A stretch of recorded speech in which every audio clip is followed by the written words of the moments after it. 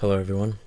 For this discussion, I decided to analyze a TED Talk by Larry Lessig, who is the founding board member of the Creative Commons, as well as an author and a political activist, among other things.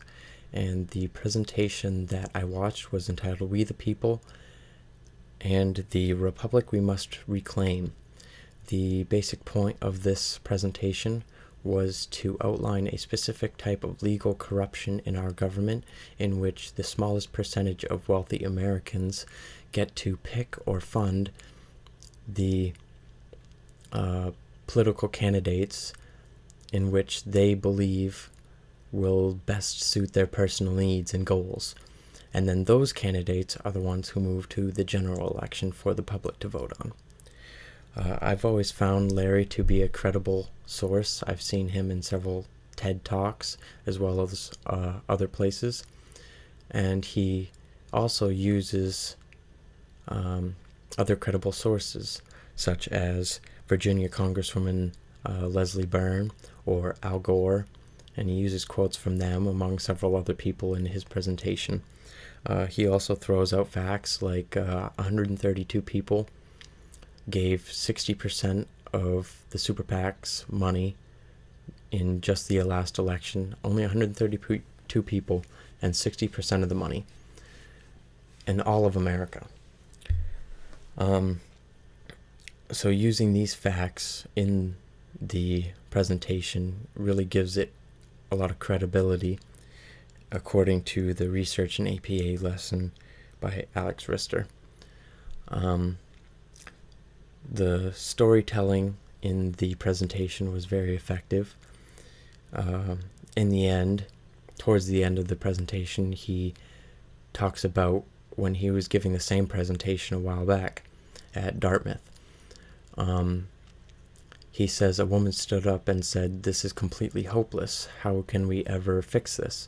And he didn't understand the hopelessness. But then he thought of a doctor. He imagined a doctor coming to him and telling him his 6-year-old son had terminal brain cancer and then he was going to die. Instead of just giving up on the whole situation, Larry said he would keep on fighting. He would not give up, because you don't give up on something you love. And we all love this country, so we would never give up hope that we could get rid of the corruption that is bending the outcome of our elections." And according to the storytelling lesson by Alex Rister and Nancy Duarte's book Resonate on page 16, using these storytelling tactics in a presentation can really grab the audience and their emotions.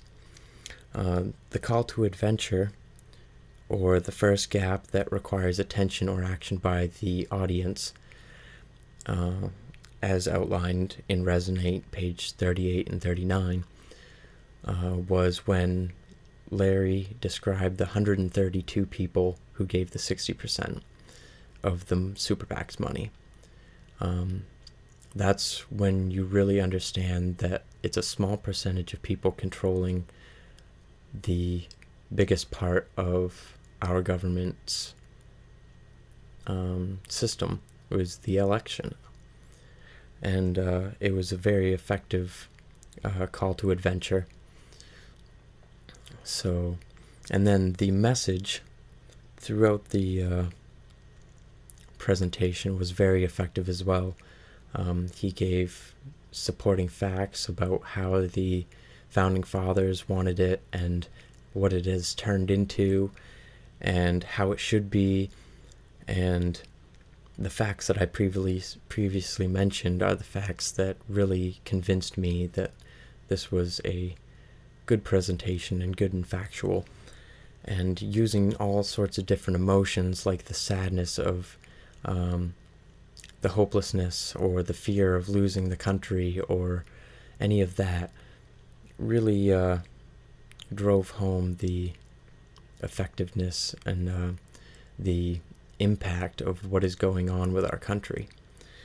According to Resonate, page 14, using these good facts with the emotion really makes a presentation resonate with your audience.